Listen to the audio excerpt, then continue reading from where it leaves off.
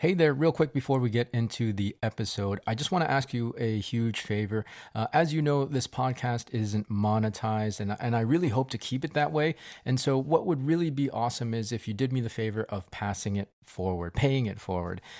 Hit that share button if you want to share this particular episode, or share the entire podcast. Post it on your stories or in your social media, or share it directly with any individual that you might think would appreciate and enjoy this content. I really want to continue giving you value for free, sharing this information with you, because my mission is to help you on your journeys, right? And as I said, if you're finding this stuff helpful, chances are there's somebody else out there that will. So again, do me a quick favor, hit that share button, and let's get this message out. All right, on with the show. Path Media.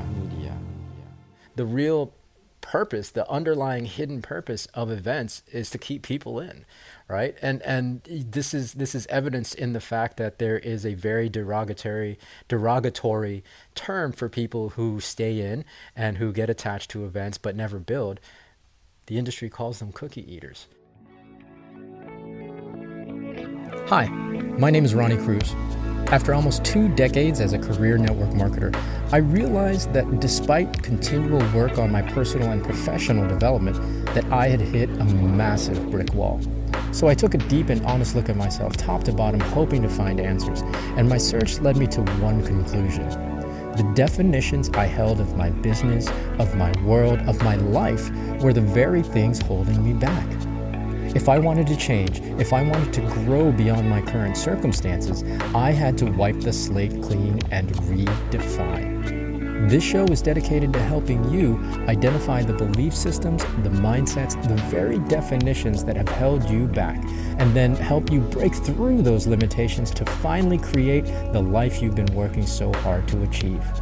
Welcome to the ReDEFINE Podcast. All right, welcome back to the show. Thanks for tuning in. Happy New Year. It is 2024. Can you believe it? I can't believe it myself. It's gone by very, very quickly, especially since I was sick the entire last week of December. That's why I actually missed the last episode of 2023. I missed the first episode, which was supposed to be on Tuesday of 2024. But hey, what matters is we're back now with the first episode of the new year, and we are actually continuing our series on network marketing. Today is going to be part 5 of 5. So we're going to be closing it out with the topic of recruiting. Now, if you haven't yet listened to parts 1 through 4, I encourage you to do that so that you have more context for today's conversation. But I really wanted to get into recruiting because I believe recruiting is the root of all of our challenges, well, many of our challenges here in network marketing that we've experienced historically and currently, right? So I want to really drill down and explain to you why I believe that's the case and what we can do about it. And it's really relatively simple fixes. So to kick off the conversation, let's just talk numbers, right? Let's just talk sheer statistics, and you'll start to understand why why I have such an issue. Well, I've developed such an issue with recruiting. Now, mind you, I'm not saying recruiting is wrong. I'm not saying it's bad. And I also recognize that the recruiting model has evolved out of necessity because of our limitations with the compensation plans, right? We couldn't get paid until we recruited people into our businesses, but that's no longer the case. So that's why I want to kind of make this shift in our mindset in the profession to broaden the conversation, to broaden the narrative and the definition so that we can be more inclusive and stay relevant in the marketplace. So talking sheer statistics, right? Industry average is that for every 100 people you present to, like you get them to to a presentation, you get them to you do a one-on-one, whatever the presentation might be. But for every 100 prospects that you speak with, 2 to 3 of them will join your business as distributors, right? So it's a 2 to 3% conversion rate, which that's what I've known historically, and I looked it up, and it still seems to stand. That number still seems to stand, right? So for every 100 people that you talk to, every 100 prospects, 2 to 3 join your business as distributors. So we already see that that's kind of an issue, right? The sheer magnitude of the numbers of how many people you have to talk to is, it's monumental. To have to talk to 100 and only get 2 to 3 is pretty crazy stats. And then you think about it just from this first stat. that 97 to 98% of the people that you talk to are just people you're churning through, right? So already we're starting to get a picture of what's realistically going on. Now, of the people that actually do join your business as distributors, only about 2 to 3% of those will actually be your runners or your stars, that will actually duplicate the things that you're doing to build your business. So we're looking at then for every 100 people that you sponsor into your business, only 2 to 3 of those will be your stars. Again, crazy numbers. So that leaves the other 98, 97% that are already in your business. You're churning through them to find your 2 to 3 stars, right? And then you tack on top of that just the sheer number of people you have to talk to get 100 people in your business. The math is absolutely staggering, right? If we're talking about 2 to 3%, let's just say 3%, just to make it easy. 3% of the people become stars. So to get 3, you have to sign up 100, right? If you want roughly 9 or 10, you're going to have to talk to, or you're going to have to sign up, not even just talk to, you're going to have to enroll and sponsor 300 people, right? And so to enroll and sponsor 300 people, remember, it's a 3% conversion rate. You're going to have to talk to how many prospects? You do the math, but again, it's very, very staggering. And because there's such a small percentage that kind of rise to the top, what happens is you're just churning through massive amounts of people, right? So already we're getting a picture of why network marketing gets such a bad name, right? Why network marketing gets such a bad rap? Because we've defined network marketing as a recruiting business, and what we've done as a practice is just churn through people to find the ones that will stick. That's never been. Yeah, I've always had. Yeah, that as always, that principle, I've always been in contention with, because like just throwing up mud against the wall and seeing what sticks, I know is a pretty common mindset in the profession.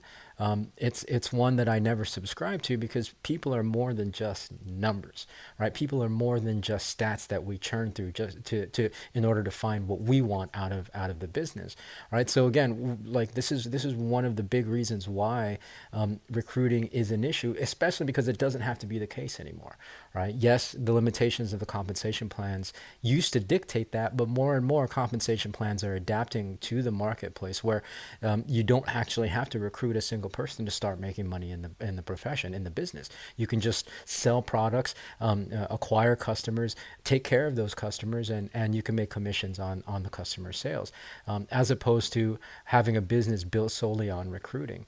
Again, the fact that we're still perpetuating this recruiting as the business is a little silly to me. I understand why we do it. I mean, it's because the profession is struggling right now and it's in decline. And so what do we do when we're in decline? Well, we do what we've always done, and that's what we do best, right? Right? We've gotten really good at creating systems and creating skills around recruiting over the years. And so we rely on those skills, especially the top leaders. We rely on all of these skills that we already know how to do, that we're very, very good at, in order to bring momentum back into the business. However, the issue is the marketplace is completely different and is not as responsive, I would say, as it used to be 5, 10, 15 years ago, right?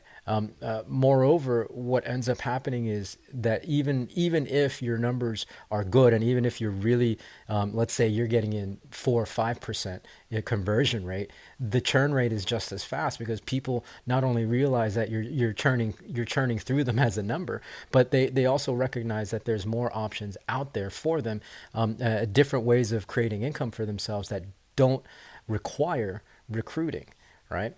Right. So there's that part of the issue. Now, as far as the stats goes, you might also be saying, well, you're not doing all the work yourself, right? You're, when your people get in, you help work their list, and you help them work their list, and you're driving depth and in your organization, et cetera, et cetera. You're doing presentations for them. You're helping them close this. And I get that. Again, that totally makes sense. And what you have to realize that only 2 to 3% of the distributor field will actually grind it out that hard. I remember doing it myself. myself, and I'll occasionally still do it, and to help new people in my organization get their business started quickly.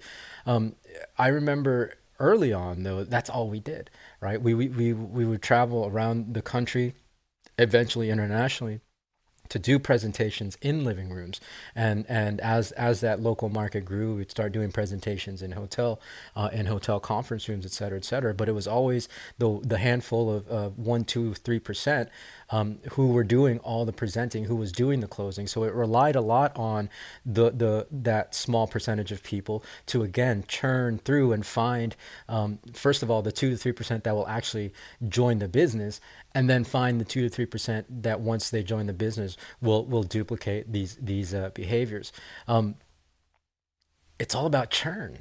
It's still all about churn, no matter how you look at it. And even if we teach ethics and integrity and treating people right and developing communities, all of that gets lost in translation, right? Like the deeper down your organization gets, the messages of teaching ethics, teaching morals, and teaching community and all that fluffy stuff, which is essential. All of that starts to get lost in translation, right? The message and the principles of integrity and ethics starts to really get watered down, and what remains is sponsor, sponsor, sponsor as many people as you can get, right? Just churn through the numbers. What sticks is the churn, right? Another thing about this is, well, the argument might be that's why we do events, right? We create these events, live events, and so that we can foster a community where we can nurture the people who aren't yet in that top 2 to 3%, right? So that they can develop themselves. We teach them personal development. We teach them skills. Sure, all well and good, but the statistic still remains the same. And what's even crazier is of the people that get in, right? Like the top 2, 3% become your rock stars. The rest of the 97% barely. Well, okay. So when I say rock stars too, the top 2, 3% are the ones that will enroll and sponsor 10 or more people. Everybody else really pretty much struggles to get 5, right? If that, and a full actual 70% never sponsor anybody at all. And so even if you want to talk about the sunshines and daisies that the events bring, and don't get me wrong, I love the events and I think they're really important, and I believe in the community building aspect of network marketing. But the real purpose, the underlying hidden purpose of events is to keep people in, right? And this is evidenced in the fact that there is a very derogatory term for people who stay in and who get attached to events but never build. The industry calls them cookie eaters, right? How crappy is that? How crappy is that? Let's just keep them in. They'll eat cookies. It doesn't matter. They're part of the community. They're still purchasing products. We'll make sure that we do events for them so that they feel like they're part of it.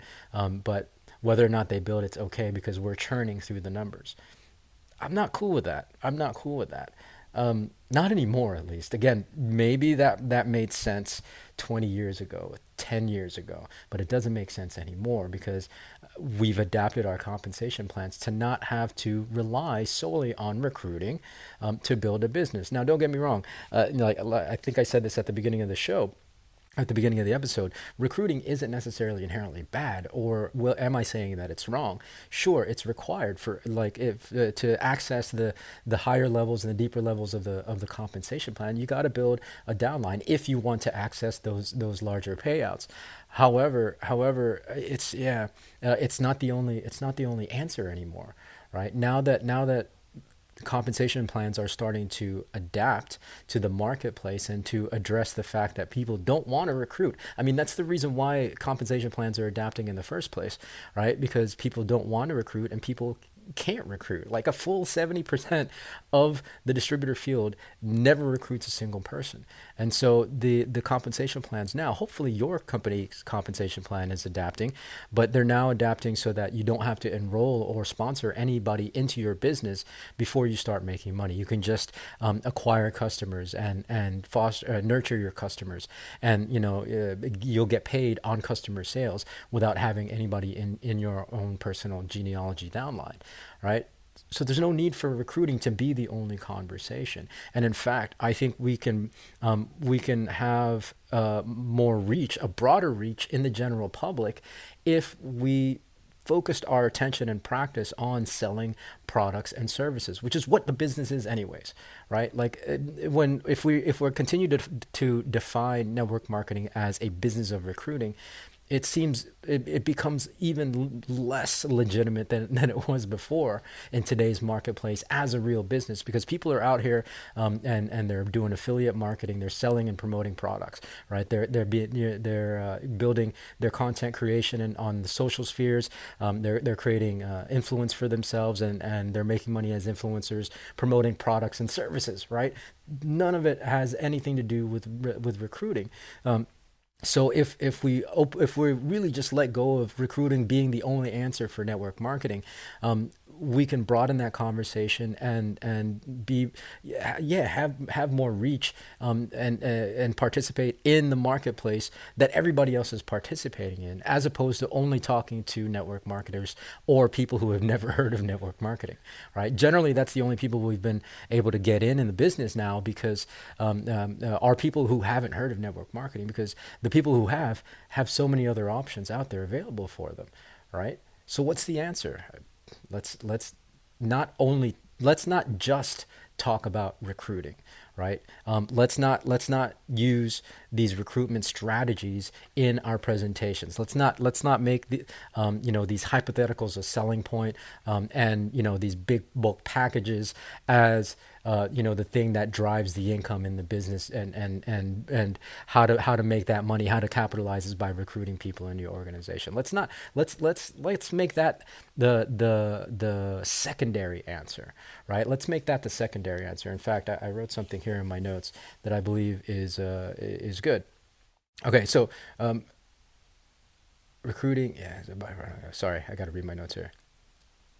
Okay, instead of recruiting being the primary thing over sales of products and services, let's let recruiting be the byproduct of sales of product and services, right? That, I think, is healthier. When you do a presentation that's centered around and focused on the products and the services, and you're creating income when you acquire customers and through customer sales, ultimately people will see that, and the ones that are interested enough to and get curious enough about what you're doing will approach you, right? They'll select themselves into your a business conversation, basically, because of your activity, not because you've convinced them that they should look at your opportunity, because it's a great way to create income if they talk to their friends and family, right? And if they get in on these bulk packages.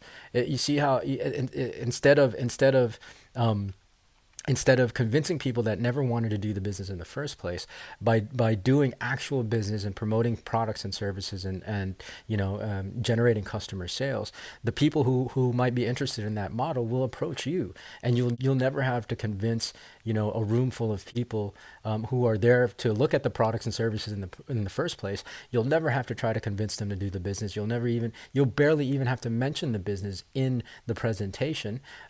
They'll just be naturally curious as to how you're creating income with this side hustle, right? For those that are curious. So it's just a much natural way. And of course, when it comes to even like online strategies, it's an even simpler it's a simpler funnel to sell somebody on a product or a service than it is to sell them on a business opportunity, right? The example that I used in last episode is a bait and switch that I've been looking at, an individual I've been following who claims they're an affiliate marketer on their socials, and that's why I was interested. I wanted to learn what the affiliate model what the affiliate business model looked like. So I opted into their master class, affiliate marketing master class, and all it was a bait and switch for their network marketing presentation. Right. If they had just focused on actually selling products, then it wouldn't have been a big deal. It wouldn't have been a big deal. Now, Is it working for them? Sure, it is. I can see that, and this individual is very successful.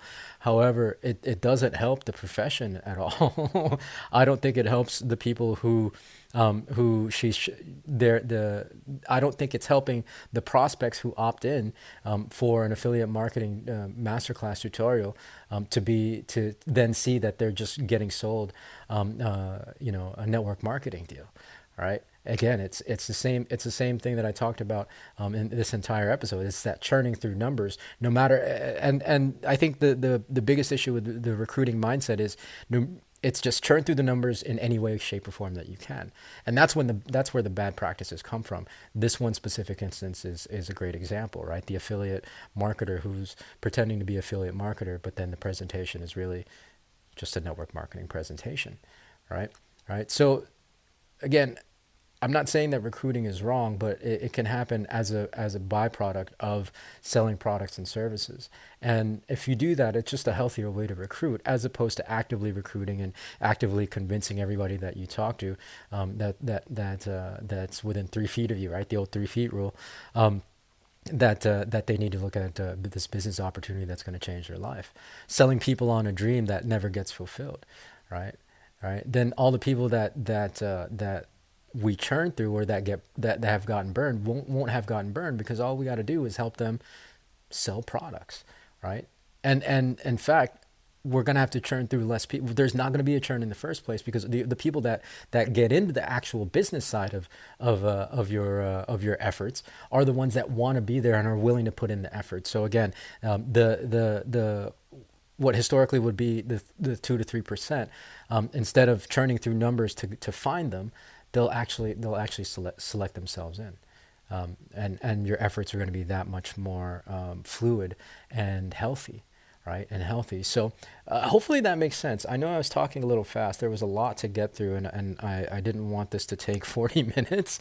But yeah, recruiting, I think, is again, it's not dead, and it's not wrong or bad, but the fact that it's the primary focus, and the fact that we still define ourselves to this day as a recruiting business, I think is an issue, and it's time to redefine that. And that's what this whole mission has been all about. I mean, the ReDEFINE Network Marketing event that I did back in May of last year now. Yeah, this is what it's all about. It's redefining the narrative and the definition of network marketing, and then therefore the practices, the methodology, so that we can broaden our conversation and broaden our reach as a result. So really start teaching yourself sales, start teaching yourself marketing, especially online marketing, because it's really, yeah, I mean, we're already doing it in terms of social media marketing. We're not doing marketing necessarily, but we're all posting and engaged in social media. So you might as well turn that habit into productive use of time, right? And I'm not going to get into the specifics of that, and that's stuff that I teach ongoing on the show. So if you're not already subscribed, you might as well subscribe to the show, right? Subscribe to the YouTube, or hit the plus sign on the app of whatever podcast you might be, whatever podcast app you might be listening to, and we're going to have this conversation more and more. Now, if you're not already part of the ReDEFINE community, I encourage you to join us there. There's going to be a lot of new stuff, a lot of I'm going to just continually developing the system to, number one, of course, get the word out about the network marketing, the ReDEFINE network marketing movement. But also to teach you, to continue to grow my education around teaching people how to market online, how to use social media to grow an influence, and eventually leverage that influence to whatever means and ends that you want to leverage that. All right. So that's going to do it for today. Again, Happy New Year. That's a doozy for a first episode. But we'll catch you in the next one that's going to be happening on Tuesday. This is the last of the network marketing series, at least for now. We'll definitely revisit it. repeatedly, because I am a network marketer. It's not something I'm hiding from. But I know there's definitely a ton of other topics that I want to cover here on the show, especially now that it's the new year. A lot of mindset stuff is important for this time of the year. So we're going to cover some mindset stuff in the next handful of episodes. So make sure you tune in. So until then, be well, be safe. We'll see you in the next episode.